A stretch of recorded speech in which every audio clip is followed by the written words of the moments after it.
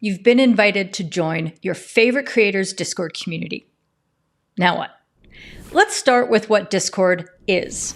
Think of Slack, Facebook groups, Zoom, Teams, WhatsApp, text messaging, and forums all in one, and so much more. Discord may have started as a gamer community, but it's grown to be an incredible tool for schools, companies, and creators, just like the one you support, or maybe you yourself, to engage with their communities.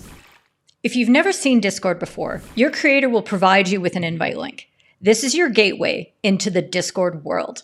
When you click on this link, which may look something like discord.gg, or maybe the creator has created a prettier URL that redirects you to the invite link, you'll be directed to your default browser and the site discord.com. If you've been involved in a Discord community before, you're going to want to skip to the next video, which will show you what happens when you're already logged in with your Discord account.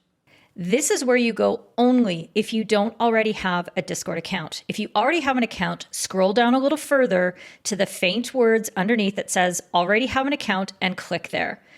If you decide to use the browser, you will create a Discord account here. Start with the username. Discord will ask you to verify that you're a human being, which is ironic given that it's a server. Discord will ask you to verify your birthday. I'm going to add my email here, add a password, and hit next. A confirmation link will be sent to the email address that you've entered. And voila, you are officially part of the Discord family. In your browser window, you're going to be prompted to download the Discord software. I highly recommend this. It's a nice lightweight application, and it's a good way to keep your Discord life a little visually separate from your browser and all the distractions there. And that's all there is to it. You are now officially a member of that Discord community. Congratulations.